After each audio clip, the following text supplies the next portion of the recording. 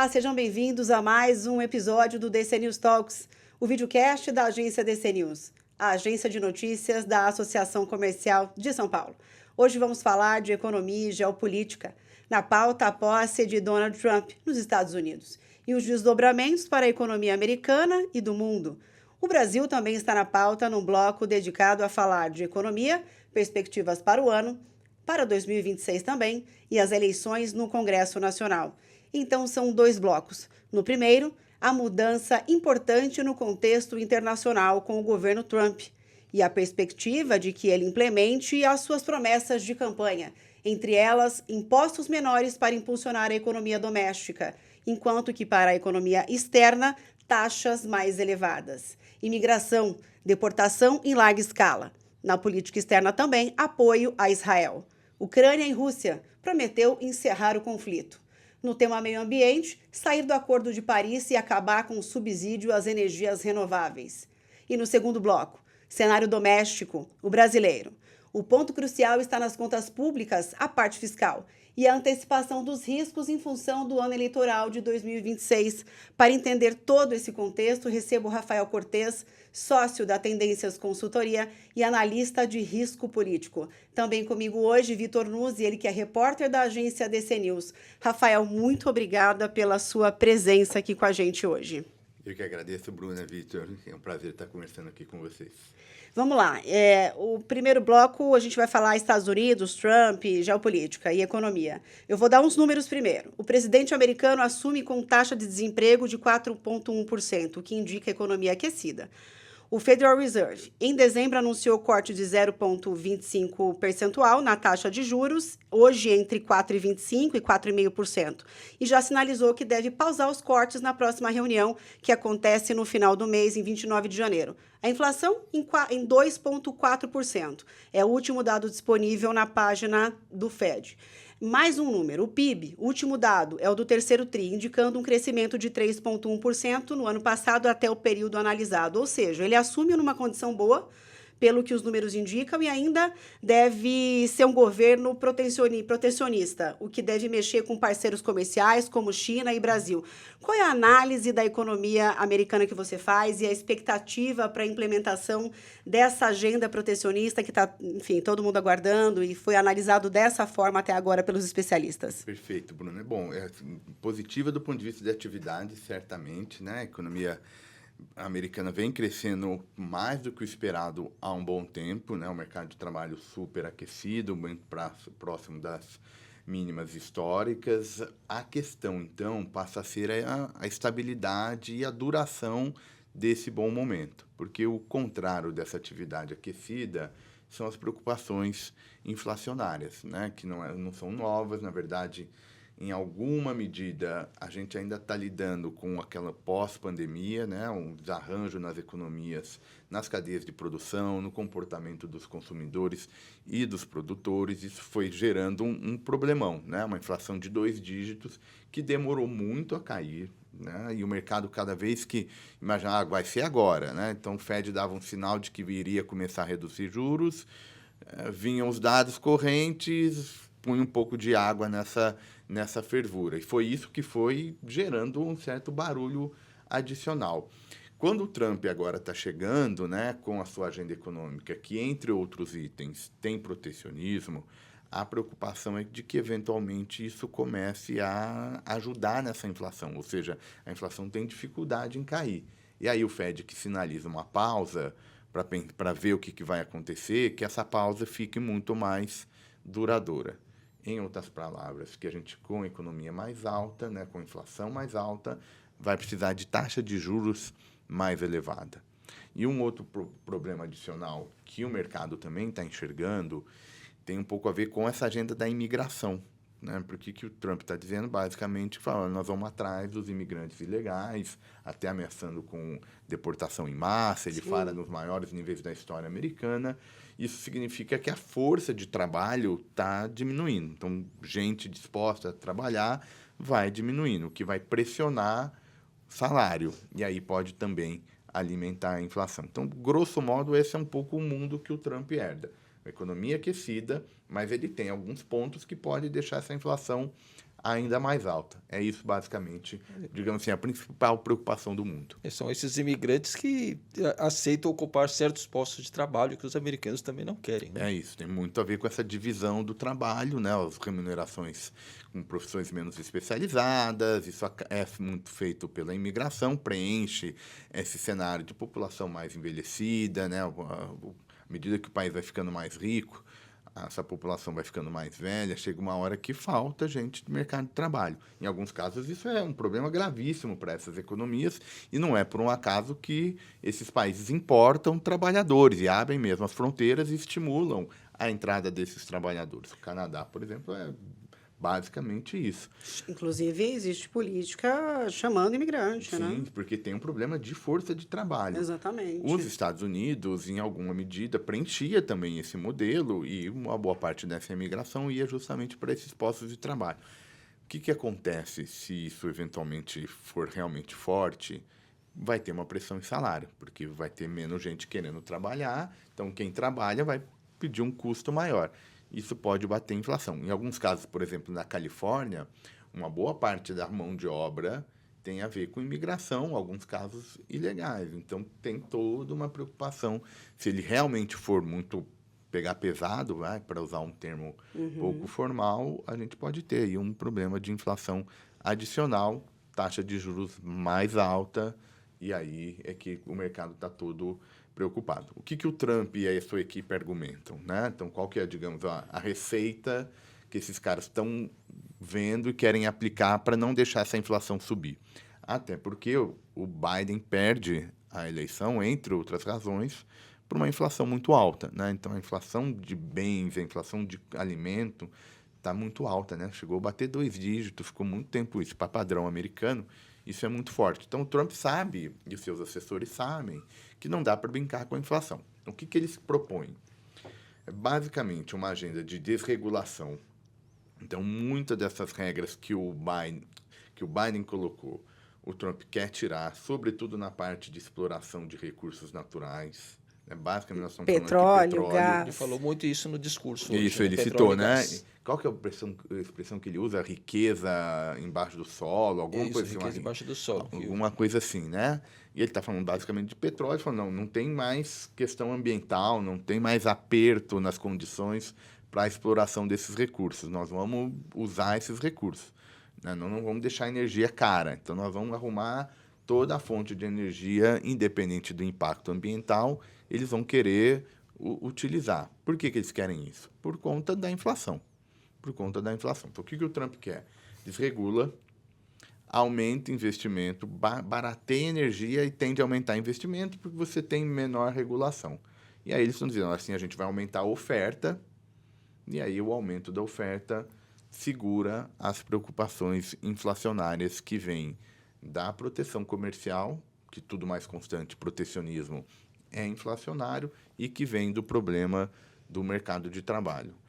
Para alguns críticos, para alguns economistas mais críticos do Trump, essa equação não vai fechar e nós vamos ter, então, uma inflação mais alta, não só no curto prazo, mas o equilíbrio inflacionário na economia americana seria maior, né? Muito acima da taxa de juros históricas, né? A meta de inflação nos Estados Unidos é 2%.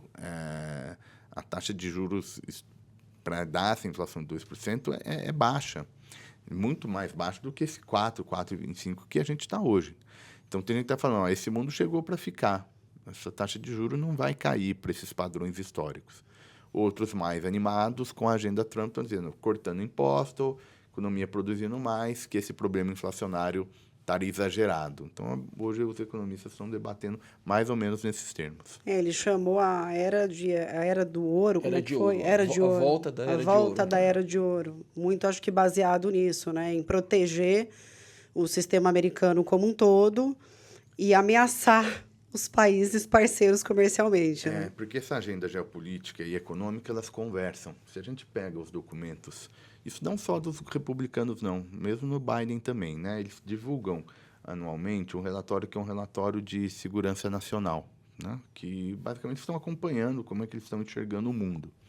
Se a gente olha esses documentos, tanto na versão Trump no primeiro mandato, quanto Biden, o que aparece de China não tá brincadeira. Sempre tem muita referência à China como uma ameaça ao poder hegemônico dos Estados Unidos. E o que eles se enxergam? Qual que é a receita que eles veem que a China cresceu e por isso que a China é uma ameaça? Vão dizendo assim, olha, os Estados Unidos e o Ocidente, eles desenharam uma estratégia de tentar cooperar com a China. O que é isso? Aceitaram no âmbito da Organização Mundial do Comércio, estreitaram relações, criaram uma economia de mercado e uma parceria com a China, numa ideia de que a China crescendo vai virar democracia e democracia não briga com democracia. Naquele momento, investir na China significava se contrapor à Rússia, né? Ou à ex-União Soviética, que então era uma maneira também de isolar a Rússia, ambos que flertam e têm alguma relação com o regime comunista. Então, era uma ideia de se aproximar da China para, digamos, isolar a Rússia. Só que, para usar de novo uma informalidade, o feitiço teria virado contra o feiticeiro nessa leitura. Agora, a China está questionando o poder americano. Então, o que eles falam? Bom, precisamos crescer economicamente, porque a China é forte, porque a China cresce muito. A China é forte porque a China que se beneficiou com a globalização. A China que gera emprego e está roubando quem? Emprego americano. Então, quando ele criou o slogan Make America Great Again, é de alguma maneira dizer, para a gente ser forte e dominante no mundo, a gente precisa crescer. E para a gente precisa crescer, a gente precisa fazer o que a China faz. Então, por isso que está carregando nesse protecionismo e esse discurso nacionalista. Então, a agenda de segurança e a agenda econômica, elas estão conversando muito. Isso também não vem no momento em que muitos analistas consideram que a China passa por um momento difícil, crescendo menos, com a população menor, com menos capacidade de trabalho e com muito investimento, investiram muito em infraestrutura e no imobiliário. E agora, me parece que isso se esgotou. Então, eu vejo alguns analistas fazendo essa leitura. Isso tem relação? Você acredita que isso tem a relação? Tem sim, porque qual que é a implicação da ideia de que, o que era o modelo chinês desse crescimento? Né? No primeiro, mão de obra muito barata, né? Então, via mão de obra barata atraindo essas empresas que estão se internacionalizando, formando essas cadeias globais de produção, muito baseada em mão de obra barata. E isso foi impulsionando aquelas taxas chinesas de crescimento muito elevadas. Como a China tem muita poupança, né, a China também tem potencial de capital muito grande. Então, muito investimento em infraestrutura. Então, vamos investir muito em infraestrutura e exportação. O que está acontecendo? Se o mundo está mais protecionista, se tem uma briga maior entre os países, se quebrou as cadeias globais de produção, significa que a China precisa buscar outros espaços. Se ela também cada vez vai perdendo um pouco aquela ideia da mão de obra barata, que agora já não é mais tão assim, né? Agora, na verdade, está tendo uma corrida no leste asiático por países ainda com mão de obra mais barata. Então, a China encareceu. Mas, para pegar a pergunta da Bruna, então tem um pouco a ver, porque a ideia é de que o modelo deles de crescimento muito pujante já está fazendo água.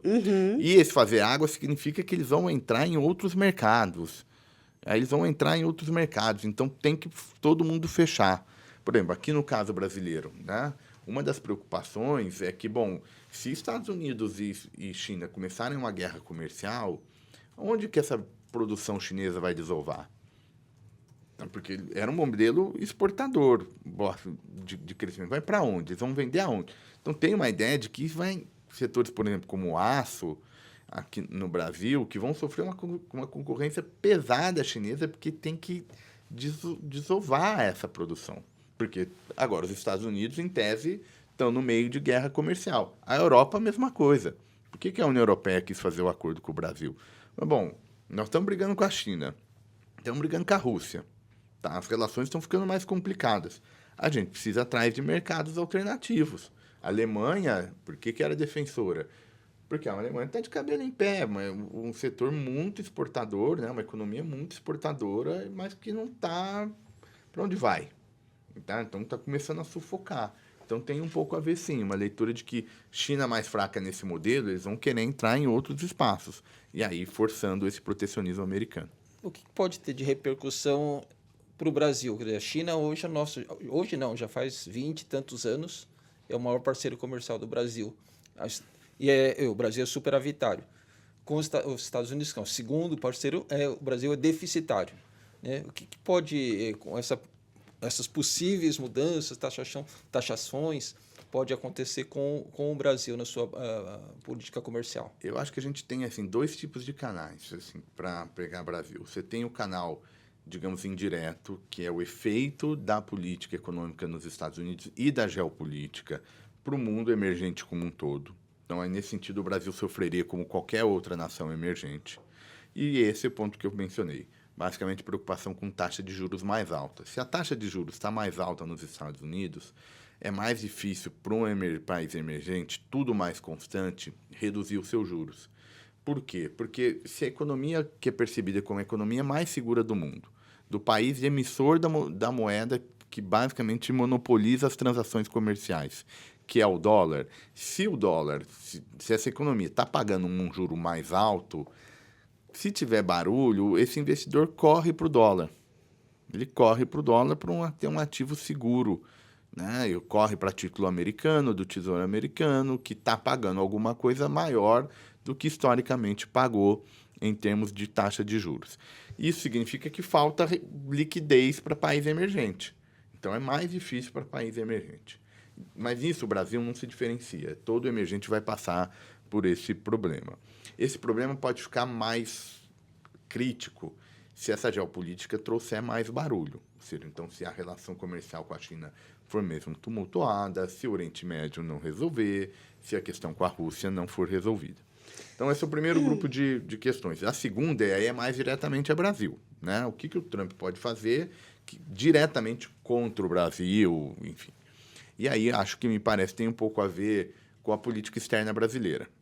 O Trump está inaugurando quase uma nova Guerra Fria, está dando contornos mais dramáticos. Como é que o Brasil vai se alinhar a determinadas questões? Pode ver, eventualmente, a gente pode sofrer uma punição, uma pressão americana por protecionismo. O governo Trump eram governos, vamos dizer assim, amigos, né? O que não é o caso agora. A gente tem um problema político, né, de divergências políticas, e esse problema está mais aguçado. O que o Trump falou ainda no momento pós-eleição? Que tem um movimento dentro do BRICS, e o BRICS, leia-se, uma área de influência chinesa, de tentar depender menos do dólar para transação comercial. Você pode fazer transação em yuan, real, não precisa ser via dólar. Isso é a menor influência americana. O Trump está dizendo, quer fazer isso? Vai fazer isso, então vocês vão sofrer, porque nós vamos taxar. Então, se prepare que nós vamos taxar. O Brasil está taxando também alguns setores, se prepare que nós vamos taxar outros equivalentes. Então, aí é uma agenda mais bilateral, Brasil e Estados Unidos.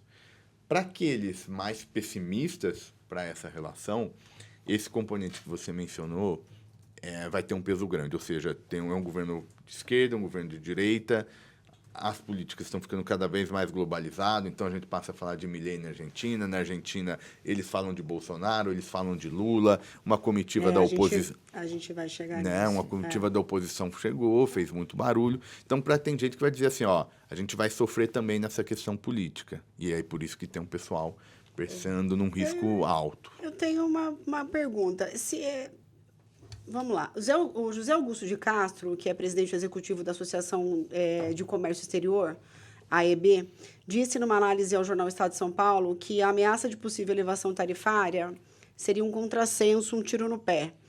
Primeiro, eu queria uma análise se realmente você acredita que isso seja um tiro no pé. E depois eu também queria a seguinte análise. Se ele começar a taxar os países, consequentemente, isso não geraria uma inflação global? Porque os países precisariam, de alguma forma, ajustar os preços, mesmo para parceiros comerciais que nada tem a ver com a relação com os Estados Unidos? Primeira pergunta, Bruna. Tudo que eu li, a boa parte dos economistas, inclusive a gente lá na Tendências partilha dessa visão, é de que o protecionismo ele diminui produtividade. Se diminui produtividade, diminui o crescimento potencial de uma economia e, portanto, é mais fácil ter inflação mais alta nesse cenário. Então, isso, o grosso das políticas foram pensadas nesse sentido. A integração comercial é boa, ajuda a reduzir a inflação. Com muito protecionismo, tem inflação Então, a gente é crítico a essa leitura. E não pode não ficar só restrita ao caso americano, justamente por esse risco de uma corrida protecionista. A gente já viu isso, né? Se a gente olha na história o entre guerras, é um período super marcado, né, por agendas protecionistas, por rivalidade entre as grandes potências. A gente sai da Primeira Guerra Mundial, uma tentativa de construir uma ordem internacional é fracassada, e aí você tem uma corrida protecionista que, por outras razões, também vai bater lá depois na Segunda Guerra Mundial, mas é basicamente um mundo de rivalidade entre grandes atores. Quando grandes atores são rivais, não só a economia mais alta, mas é um mundo mais instável. Então, tem sim, essa preocupação para aqueles mais céticos com o Trump está muito no radar, e é por isso que uma parte do mercado realmente está muito, muito apavorada, porque isso vai gerando, ó, trava aqui, eu também vou fechar o meu, a Europa fecha também, a China vai fechando, e aonde vai parar essa concorrência? Então, a grande questão é, se o Trump for mesmo e pegar firme com o protecionismo, os outros países vão conseguir encontrar parcerias alternativas ou não vão? Vão ficar... Em alguma medida, a China vai conseguir reconstruir a sua relação com a Europa? Será que a China vai ter esse interesse? Mesmo com a Rússia? Então, isso ainda não está tão claro. O acordo com o Mercosul é uma tentativa nessa direção. Mas, enfim, ainda não, esse risco está dentro do radar. Essa análise que você fez agora é muito parecida com a que a professora Lia Vals, pesquisadora associada do FGV IBRE, disse ao jornal Estado de São Paulo. Diversificar mercados e a pauta de exportações continua sendo a boa opção de proteção para o Brasil. Mas, assim, de fato, procurar novos acordos comerciais seria uma boa alternativa, mas nada se compara ao tamanho do mercado americano. Setores muito dependentes dos Estados Unidos vão sentir. A gente tem uma balança comercial, uma coisa que ajuda o Brasil a depender, em tese, ter alguma sorte nisso. Por exemplo, no caso da economia mexicana, uma boa parte da economia mexicana é quase que muito ligada aos Estados Unidos, né? A relações comerciais dentro do bloco. Estados Unidos e Canadá. Então, o México, em alguma medida, é uma plataforma exportadora para os Estados Unidos. Se o Trump fecha esse mercado, joga proteção alta, tem problema no negócio de imigração, o México, digamos, de novo, eu vou abusar da informalidade, mas não tem muito onde correr, porque a boa parte da pauta exportadora mexicana vai parar nos Estados Unidos. O Brasil, ele é muito mais diversificado. Então, o Brasil tem um volume expressivo com a China, tem um volume expressivo com os Estados Unidos, tem um volume expressivo no Mercosul com a Argentina, especialmente alguns setores, e tem um volume expressivo com a União Europeia. Então, o Brasil é um país emergente com uma pauta muito diversificada nas suas relações comerciais. Então, em tese, a gente tem potencial para fazer. Entre os emergentes, o Brasil é o que teria mais chance de fazer essa diversificação. Tem os nossos problemas domésticos, que a gente depois vai conversar, mas do ponto de vista do perfil das relações comerciais, o Brasil tem esse potencial. Agora, não é fácil desenhar acordo comercial, até porque no mundo, não só o Trump, mas o mundo está revertendo quem são os líderes políticos. Está saindo uma elite política que acredita na integração econômica, e aos poucos está entrando gente mais nacionalista, mais fechada. É uma coisa desglobalização. Que é a tal da desglobalização. Exato. Que está começando, digamos, a ganhar a eleição. Trump ganhou. A gente olha alguns países da Europa, a instabilidade política é enorme. Na Alemanha... O Bolsonaro era nessa linha, né? O Bolsonaro é uma versão desse tipo. O Bolsonaro, ele se filiou a esse. Eles chamam, quem gosta de integração econômica e política, eles chamam que é o globalismo, né? Que é uma leitura da integração econômica que, na verdade, é uma integração econômica prejudicial à soberania dos países. E até a pandemia, eles defendem que a pandemia mostrou isso. No limite, começam até teses de mais diversos tipos. O chanceler do Bolsonaro, o primeiro... Araújo tinha essa ele tem artigo, né? Sim. Ele tem escrito um artigo. E se você olhar lá o artigo dele, não é só a dimensão econômica. É, sobretudo, a dimensão política cultural. O Trump aparece nos escritos do Ernesto Araújo como o defensor, isso no primeiro mandato, como o defensor dessa ordem ocidental.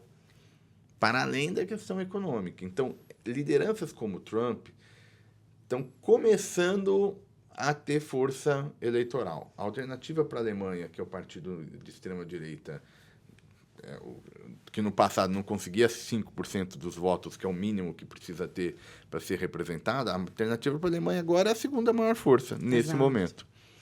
Você vê uma tendência de reindustrialização no mundo em função desse tipo de leitura, de que é assim, desse tipo de, não sei se já é uma tendência, mas de linha ideológica ou de linha filosófica?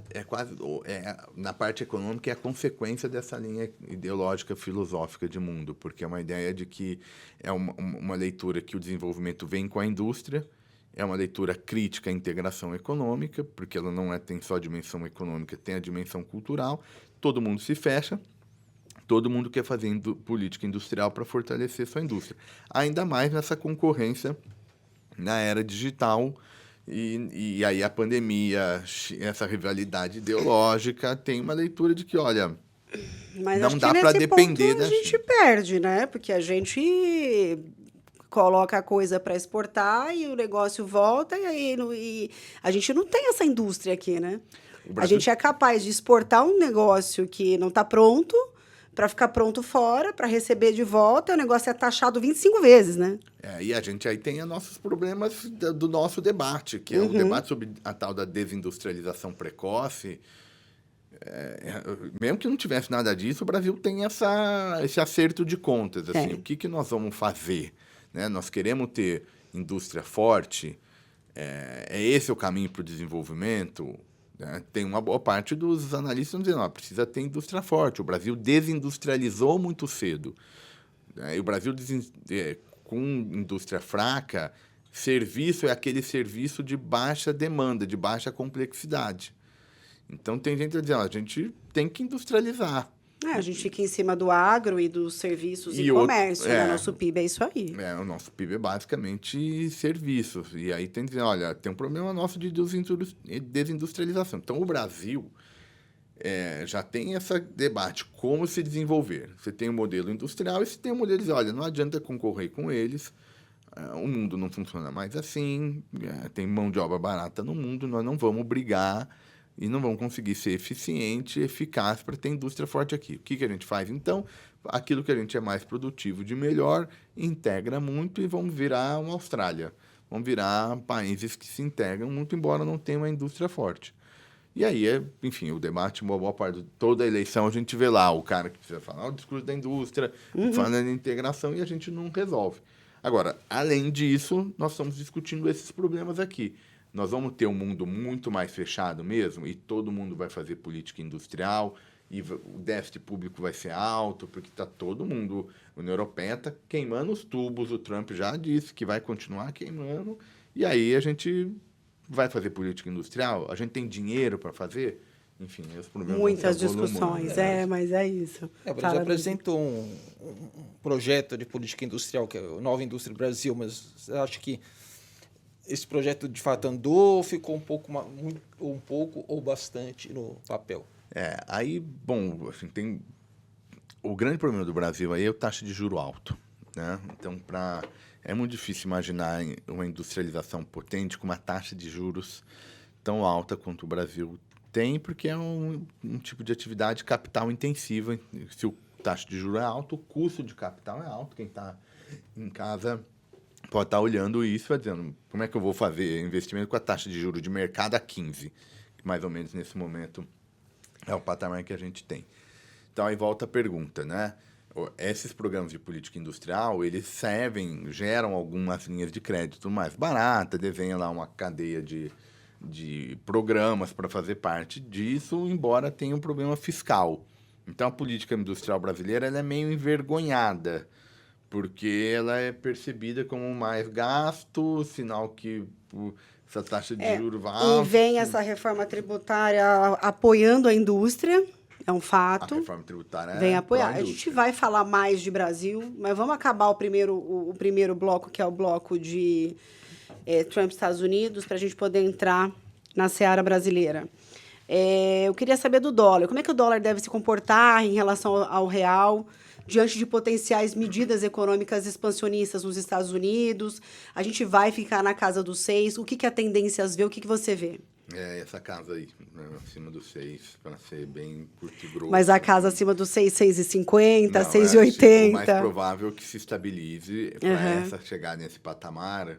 Esse aí é um patamar que tem que combinar um mundo muito pessimista. Então, esse patamar de 6,50, 6,80 é patamar de cenário pessimista tanto lá fora. Então, aí não tem Trump bonzinho. Não é nem esse Trump que a gente começou a ver, não. Aí é realmente para valer, com muita medida protecionista, guerra comercial, a relação com a China, incluindo Taiwan, que é uma questão geopolítica importante entre esses dois países. Então, é caldo grosso mesmo.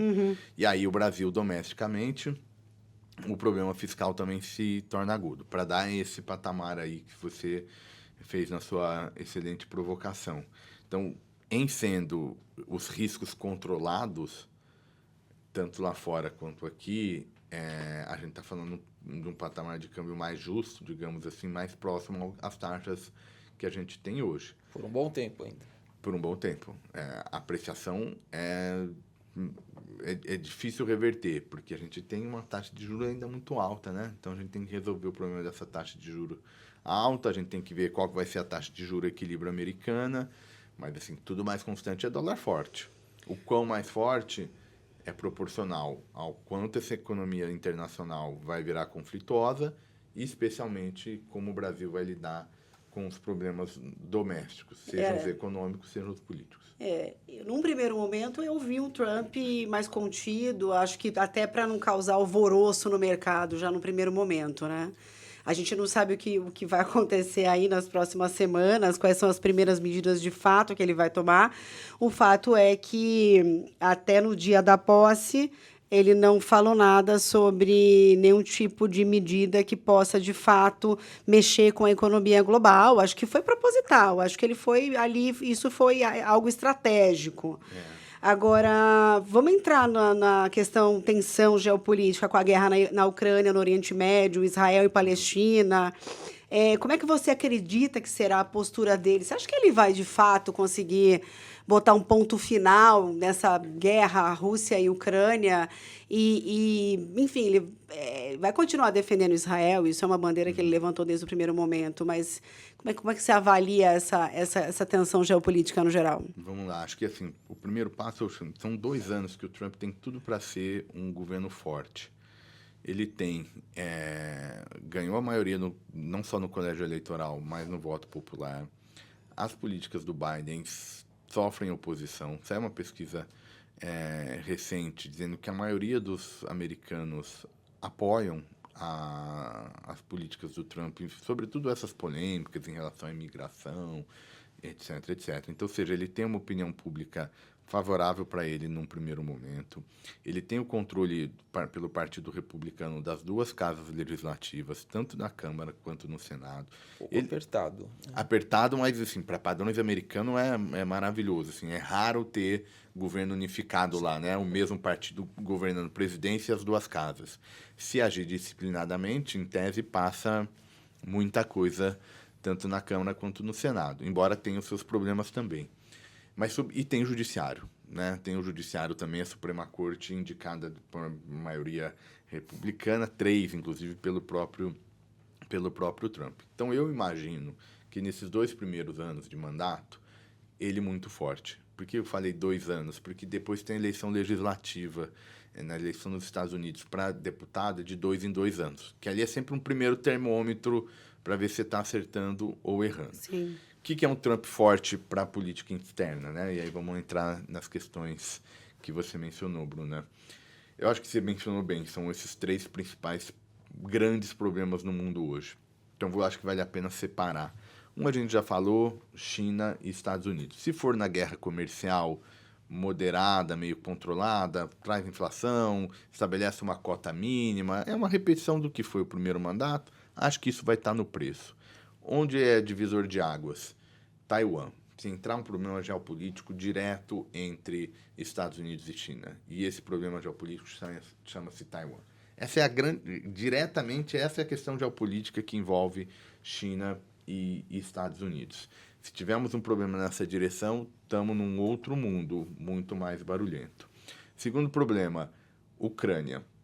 Aqui, em tese, a gente espera o Trump fazendo a Ucrânia pagar um pouco a conta desse conflito. Olha, vamos pagar a conta, perde um pouco de território, sobretudo no leste ucraniano, mas eu não vou ficar financiando essa brincadeira. Para sempre. E aí vocês que vão pagar o pato. E aí a Europa que vai viver, dormir com esse pesadelo. O Putin quer mais alguma coisa, o Putin não parar quer. Por aí. O Putin estava sendo só reagindo Sim. à expansão da OTAN ao leste europeu, ou Putin tem pretensões de reconstruir o Império Russo ou posições imperiais? É uma grande pergunta de interrogação que a gente... Ninguém sabe responder. Afim ao cabo, ele não sabe responder, mas a Europa vai dormir com esse barulho ali, né? Então, a Europa dorme um pouco com esse barulho, o Trump, mas nessa direção, coloca uma pausa nisso. A gente, em tese, tem um mundo melhor se não tiver maiores desdobramentos lá para frente. Acho que esse é o segundo ponto. Então, o Trump tinha esse discurso. Ele também não chegou muito... o Zelensky até falou que conversou com o Trump e tal. Não é que ele chegou também, vou cortar muito. Então, a gente ainda não sabe o timing de implementar essa estratégia, mas a direção em tese é essa.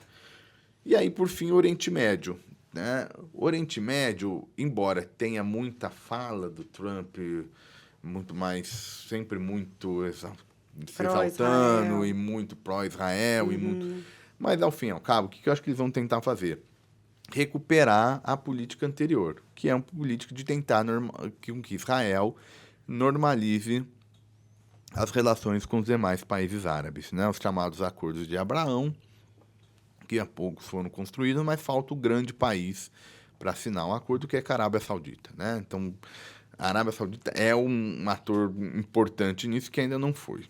Não desenhou esse acordo. Em tese, o Trump vai continuar com isso, né? Então, apertando bem o chamado eixo da resistência. Então, quem vai pagar a conta? Os palestinos vão pagar a conta, Hezbollah vai pagar a conta, Irã vai pagar a conta, em tese tentando sufocar o que eles chamam de eixo da resistência e ver se consegue construir uma ponte entre a Arábia Saudita e Israel. E aí, em tese, essa é a solução. Tem gente que está dizendo assim, eles não têm força para isso. O eixo da resistência incomoda, tem força para incomodar, está enfraquecido agora por conta da ação de Israel na faixa de Gaza, a invasão ao Líbano e agora e contra o Irã, mas tem gente que está dizendo, não, tem força ali. Nessa estratégia, uma hora vai voltar, o caldo vai entornar. Então, acho que são um pouco essas três chaves, assim. Acho que a gente não deve ter grandes revoluções. O problema é a gente acreditar nisso, porque o Trump está a todo momento tuitando, falando um pouco mais forte, muito verborrágico, muito usando expressões, né? Vamos vencer. E ele tem uma estratégia de queimar a ponte com os aliados. Então, mesmo os aliados, e sobretudo a Europa. A Europa, na verdade, vai ter um problemão aí pela frente. Assim, a Europa pode ser assim, a grande perdedora do governo Trump. Porque, em alguma medida, o leste asiático... Outro dia eu estava lendo um artigo e o autor estava dizendo assim, olha, a gente aqui na Ásia já está acostumado. A gente já está acostumado com essa relação americana sendo estabelecida não em bases, em laços ideológicos ou históricos, mas de interesse. Então, uma hora entra no Vietnã, sai do Vietnã. Entra no Afeganistão, sai do Afeganistão. Invade o Iraque, sai do Iraque. E assim sucessivamente. Só para dar exemplos, assim, a gente não conhece essa ideia de aliança histórica. Então, aos olhos da Ásia, tem gente dizendo, é isso que a gente está acostumado. Então, eu acho assim, a Europa é que é capaz de sentir bastante esses anos de Trump. Sobretudo se ele falar assim, resolvi, congelei, a Ucrânia perde território, e aí imagina o leste europeu vivendo com uma Rússia que foi premiada nessa ótica com a invasão na Ucrânia e foi recompensada agora com um acordo que lhe deu ganho territorial, embora não tenha conseguido derrubar o Zelensky do poder. Então, na posse do Trump, lá no Capitólio, a gente viu todos os CEOs das Big Techs, estavam todos lá. né? E o Trump fez essa aproximação com as empresas, né? A gente teve também essa questão aqui muito corrente no Brasil, com suspensão de conta, né? Para o Trump, a estratégia da comunicação também vai ser crucial, né? E todas as Big Techs estão com ele, aparentemente. Eu acho que tem a ver, essa é assim, uma pergunta interessante, difícil de resposta, porque você tem a parte econômica, né? Essas Big Techs, elas precisam de regulação, enfim, elas precisam ter interesses, está todo mundo se expandindo, são quase monopólios, enfim. Então, é sempre bom estar próximo a governos. Por outro lado, além da dimensão econômica, tem a dimensão política, né? Essas redes sociais costumam ser, pelo menos até hoje, são um terreno e talvez a base da força da direita crescendo no mundo. Então, em alguma medida, tem uma certa afinidade eletiva ali entre governos de direita, que operam muito bem, se anteciparam e dialogam bem com um tipo de linguagem, um tipo de fala que as redes sociais assimilam, enfim. Então, tem alguma coisa meio eletiva. Você não viu a questão do TikTok, por exemplo, né? Total. A Suprema Corte foi lá, dizendo, ó, tá inconstitucional. Não, e ele falou, ele atribuiu ao TikTok a aproximação dele com o eleitor mais jovem. Porque, de fato, tem isso, né? Porque essa direita atual não é uma direita tradicional. Ela não é, digamos, a direita mainstream que a gente conhece e que, de alguma maneira, sustentou a democratização, né? A emergência da democracia. Essa é uma direita anti-mainstream. Essa é uma direita que cresce com o discurso de que a elite política corrompe a vontade do povo. As instituições representativas corrompem a vontade real da maioria desse eleitorado, né? Uma maioria supostamente homogênea e que todo mundo quer e tem os mesmos valores, etc. Então, essa é uma direita anti-mainstream. E aonde esse discurso aparece? Em quem não é mainstream, né? E quem está emergindo agora como força econômica. Então, não é nos grandes jornais que essas pessoas aparecem, onde aparecem? Nas redes sociais. Então, eu acho que daí é que tem um pouco a ver com isso. E está todo mundo olhando, essa é a grande preocupação do ponto de vista de como é que você enfrenta isso. Você tem a saída europeia, que é uma saída de reforçar a regulação, seja das agências, seja do judiciário, né, como um mecanismo de controle e tentar, de alguma maneira, regular conteúdo, filtrar conteúdo, responsabilizar essas plataformas pelo conteúdo gerido ou partilhado por meio delas. Mas lá ele deixou claro que isso não vai acontecer. E aí não vai. E revertendo uma própria ideia que ele tinha lá atrás. E pelo menos na minha... E ele até sinaliza, a Bruna foi muito feliz, né? Porque sugere que tem um pouco a ver com isso. Que tem um pouco a ver. Olha, o eleitorado jovem eu conquistei por ali, então... Eu preciso estar ali. Não faria sentido avançar com isso. Então, essa questão das plataformas, não só nos Estados Unidos, eu acho que essa é a grande questão que as democracias vão precisar enfrentar nesse século XXI. Como é que nós vamos achar essa solução? Não sei qual que é a saída, porque, enfim, tem um risco de uma certa... uma pretensão regulatória complicada, da execução, do que significa isso para a pluralidade, mas, ao mesmo tempo, você tem, hoje, o debate público, às vezes, ele é muito marcado. Então, acho que essa é a grande pergunta mesmo, não só para os Estados Unidos, mas para o mundo democrático. Com a eleição do Trump, a posse agora, enfim, ele está muito alinhado com esses grandes, os maiores empresários do mundo, que não são, né, por acaso, só donos das maiores Big Techs, mas são também os mais ricos e os mais poderosos do mundo. Ficou claro que esse povo está bem alinhado com ele, isso não é uma novidade, mas, enfim, como é que você vê o ressurgimento da direita a partir da eleição do Trump? Quer dizer, isso é efeito cascata. Eu acho que tem um efeito cascata, sim. Não dá mais para imaginar que a política nacional fique tão ilhada, mesmo que não diretamente. Mas, assim, as referências são abundantes. Então, você pega o discurso da direita, ela mira algumas questões que estão para fora da fronteira. Então, Ela mira, por exemplo, a pauta anti-woke é uma delas. é uma delas. É uma delas. Assim, referência na economia é Argentina e Venezuela. Assim, eu diria alguma coisa assim, na economia é Argentina.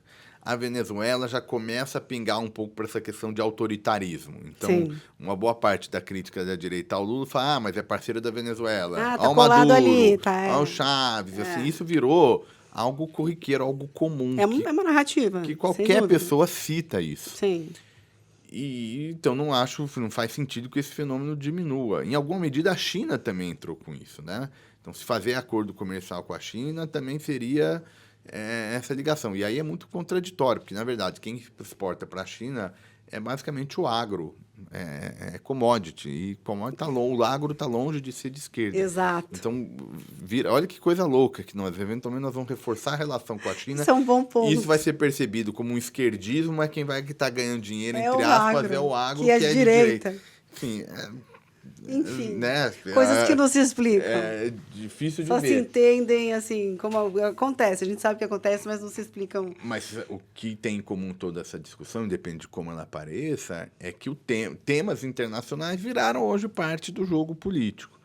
Eu acho que não é por um acaso que o Milei está lá, como um dos poucos presidentes que Total. foram, porque eu acho que o Milei vai ser, digamos, o nome para, de alguma maneira, representar os interesses americanos na América Latina, que por hora ainda tem alguns governos de esquerda, o Brasil o principal deles.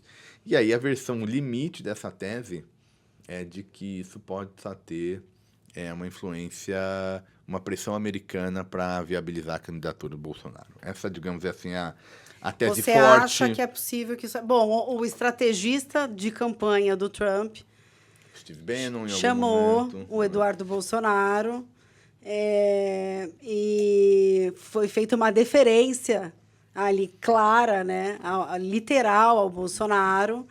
E não só ao Brasil, como citando eles como os integrantes da direita, os representantes da direita, mas outras regiões do mundo, como a própria Alemanha, que está passando por isso agora. Quer dizer, é o que eu falei, efeito cascata, e eu também não duvido, eu faço a mesma análise, de que haja aí uma pressão americana em cima da Suprema Corte Brasileira.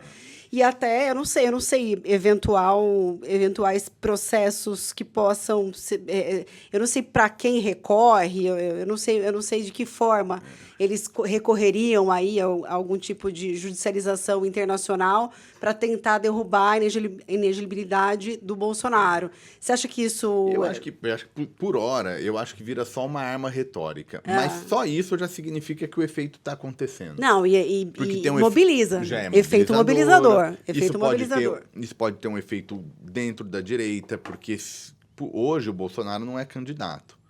Em não sendo candidato, tem um vácuo. E aí tem um risco de fragmentar isso. Quando algum grupo diz que o Trump ou outro grande conservador o coloca como verdadeiro representante da direita, isso é uma força política. A gente já viu o Pablo Marçal, agora a nova versão é Gustavo Lima. Independente de quem venha, do exotismo dos nomes que apareçam, tem uma tarefa. O bolsonarismo tem uma tarefa. Quem é que vai herdar? Vai ser o Tarcísio de Freitas, governador daqui de São Paulo, vai ser o Romeu Zema, vai ser o Ratinho. Eles estão em compasso de espera, eu imagino que estejam Quer dizer, eu avalio dessa forma, não sei você também analisa que eles estão em compasso de espera para, enfim... Esse é o ano-chave, né? Esse que nós estamos agora. Então, assim, tem um problema. O bolsonarismo mais próximo a ele, ao Bolsonaro, a figura do Bolsonaro, tem um problema que é isso. Quem é que vai herdar esse capital político? Como é que vai ser a estratégia deles, dado que, por hora, ao menos, o Bolsonaro não tem elegibilidade.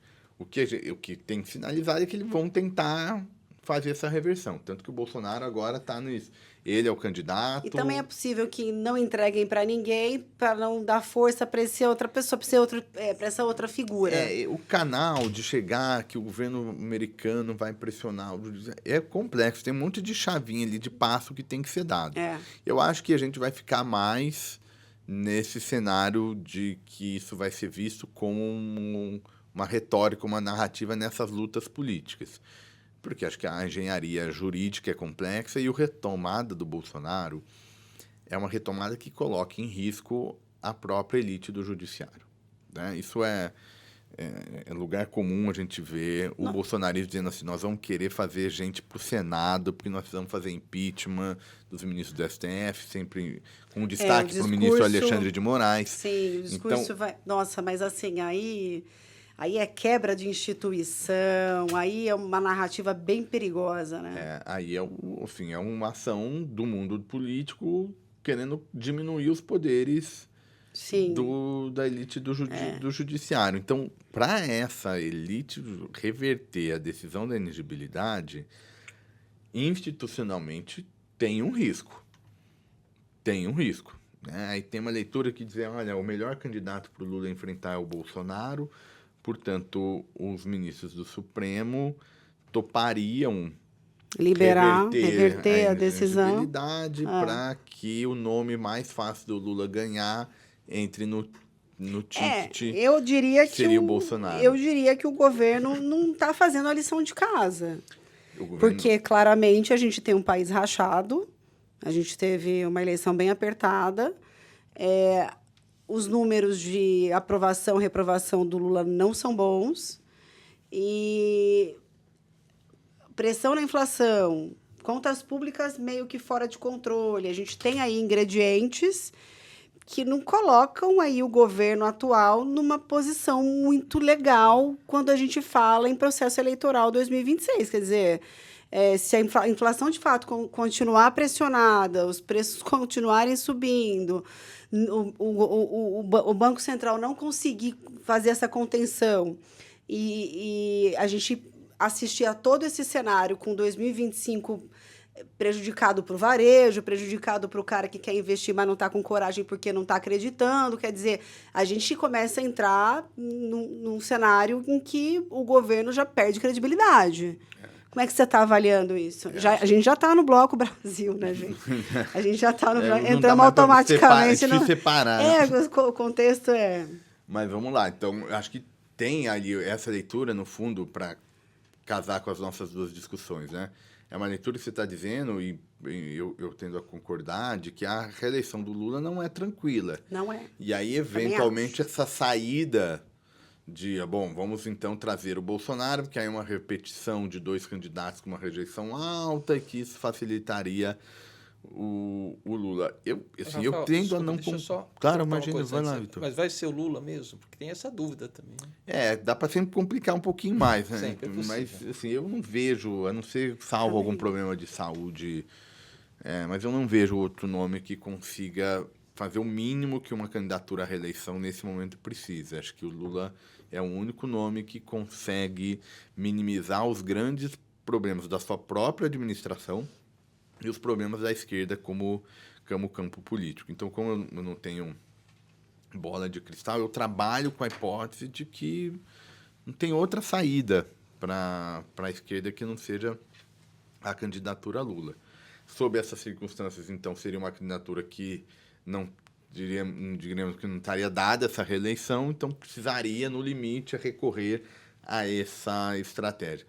Eu acho assim, tem muito buraco, assim, né? Eu não acredito que isso aconteça. O meu cenário, se eu tivesse que chutar, eu trabalharia com o cenário do Lula disputando a reeleição e com alguém que não é o ex-presidente Jair Bolsonaro. E aí quem vai ser vai depender dessa lógica política. Eu acho tem uma que chance o grande de Tarcísio dividir. ficaria muito grande. Eu não sei se, pelo ego aí do ex-presidente Bolsonaro, isso seria um negócio óbvio, não sei. Isso eu acho que eu dividiria entre os possíveis herdeiros entre dois grupos. Um grupo de alguma maneira mais institucionalizado, que são basicamente os atuais governadores que boa parte deles não disputam reeleição porque já o fizeram, e o governador Tarcísio, por ser São Paulo, por ter uma boa avaliação, por ter um atributo que por uma parcela do eleitorado é importante, uma ideia de que ele é pragmático. E mais ponderado. Moderado, né? Exato. Aparece como representante desse bolsonarismo moderado. Enfim, então tem esses nomes institucionalizados, eu digo isso porque disputaram eleições anteriores, têm cargos eletivos e, portanto, jogam dentro das instituições. E um conjunto de nomes, que o Pablo Marçal foi aqui a versão em São Paulo, não institucionalizados, que são nomes que têm uma afinidade maior com a origem do bolsonarismo. O bolsonarismo não é um movimento institucionalizado, né? De novo, ele é crítico ao que as instituições representativas fizeram. Então, ele é restaurador. Ele é restaurador. Então, ele tem uma ideia de fazer uma nova política. Então, são esses nomes que a gente viu agora, Pablo Marçal, sei lá, Gustavo Lima. E não dá para duvidar de que esses nomes... Porque é isso, não sei, rede social... outro dia me falaram o número de seguidores do Gustavo Lima nas redes sociais. É alguma coisa na casa de 50 milhões. Eu não sei se somados eu não sei também, mas em todas as redes ou só só. Deve ser nessa então, linha. Nós estamos falando de números... Gente que mobiliza, né? Mobiliza. Teve uma pesquisa logo depois ali da eleição em São Paulo, no calor ali da eleição, que o Pablo Marçal estava na frente do governador Tarcísio na simulação para 2026. Porque o Pablo Marçal... O poder dele nas redes sociais realmente é algo inegável. E não é geográfico, né? Uhum. Porque o governador Tarcísio, pessoa lá no Pará, ele precisa ter uma visão do que o Tarcísio está fazendo aqui. A pessoa no Rio Grande do Sul tem que ter uma visão. E nem a pegada dele ficar fazendo esse tipo de promoção nas redes sociais num nível meio apelativo, como faz o Pablo Marçal, que começou com uma história de coach, do sucesso, aquela história, vendendo curso, não sei o que lá. Ele alcançou uma projeção nacional, de fato, através das redes sociais. E isso é um negócio que a juventude faz muito bem, né? E, assim, não é geográfico. Então, ele nacionaliza mais fácil do que o Tarcísio. Até o eleitor falar quem que é o Zema, o governador de Minas, demora um tempo. Porque não é fácil acompanhar política, ainda mais num outro estado. Quem que é o Eduardo Leite, no Rio Grande do Sul? O trabalho que o Ratinho Júnior está fazendo no Paraná, o trabalho do o Ronaldo Caiado está fazendo em Goiás. Até o eleitorado nacional ter uma imagem disso, a eleição já acabou. Pablo Marçal, Gustavo Lima, o país inteiro conhece. Então, eu dividiria nesses dois tipos de candidatura. O que eu sei, só tem lugar para um competitivo. Nesse cenário, assim, porque um lugar é da esquerda, é do Lula, nesse possível segundo turno, e aí vai ter uma disputa, eventualmente, entre vários nomes da direita. Agora, que análise você acha que é perigoso para o governo entrar nessa eleição sem sair dessa crise na qual ele se colocou? Porque, primeiro, queria uma análise rápida sua da situação econômica do país, levando em consideração juros, inflação, etc., contas públicas, e isso que eu acabei de falar, quer dizer, o governo se colocou numa situação complicada. Está complicado sim. Vamos lá, qual a economia, né? Qual é a economia que deve chegar em 26? Vai ser uma economia que nem bem derruba de sair de uma candidatura do governo, no sentido de que não tem chance, se transforma num presidente pato manco, para usar uma expressão comum aí ao debate, nem é uma economia que garante reeleição. Ou seja, também não vão ser uma atividade super pungente, crescimento de renda alto, e aí não adianta fazer que vai reeleger. Vai ser um estado econômico que politicamente diz, a gente não sabe quem vai ganhar a eleição antes. Nós vamos saber ali nas semanas anteriores ao pleito. E o que é essa economia? Tem crescimento, menor do que o crescimento nos 2 primeiros anos, mas as nossas projeções na tendências, a gente tem crescimento de 1,9 em 2025 e 1,6 em 2026. Saímos da casa dos 3 e devemos fechar em 3,5 em 2024. E estamos falando por uma queda em 25 de 1,9 na nossa projeção e 1,6 para 26. Basicamente a razão desse esfriamento é o efeito dos juros. Nós estamos falando agora de um 25, uma boa parte dele andando com taxa de juros alta, né? Outros efeitos que ajudaram já não têm a mesma força, né? A expansão do salário mínimo já tem um efeito menor, então o consumo cresce, o consumo das famílias cresce, mas cresce a uma taxa menor, Mas, de novo, não é recessão. A inflação é uma inflação que beira mais os 5 do que os 3 como centro da meta. Então, está flertando com o descumprimento da meta inflacionária. Então, assim, olhando politicamente, falar é uma economia agora que está carregando esse juro. Né? E em algum momento a política monetária tem que fazer efeito, ou seja, o juro tem que esfriar a economia. Então, a gente espera que esse seja o ano do esfriamento. E isso pode ser pior. E aí, pegando assim, no curtíssimo prazo, né, o que está acontecendo hoje, assim, é uma crise de confiança muito grande. Mas, de certa forma, eu acho curioso, porque boa parte dos indicadores é positiva, né? A gente tem um crescimento de 3 e pouco. O varejo cresceu bastante. Varejo O último consumo, maior crescimento dos últimos 12 anos. O varejo foi o melhor resultado, acho que desde 2012, de vendas. O desemprego está no menor nível, a renda cresceu. Quer dizer, em tese, assim, e são coisas que mobilizavam antes, assim, acho que davam uma maior confiança, credibilidade, mas mesmo as pesquisas de avaliação do governo não mostram isso, né? Esse é o grande... tem aquela frase famosa, né, do assessor do Clinton dizendo economia estúpido, né, pensando nas razões das dificuldades, do que define o comportamento eleitoral. E foi muito aplicado aqui, de fato, o chamado voto econômico sempre foi a melhor arma para a gente tentar entender quem ganharia uma eleição. Né? Na atual conjuntura, marcada por essa polarização, e você mencionou na nossa conversa sobre os Estados Unidos, o debate cultural, a chamada cultura woke, que é basicamente uma agenda de reconhecimento, identidade... Gênero, etc. E questões de gênero, entre outras... bagunçou um pouco isso. Então, essa transferência da economia para a política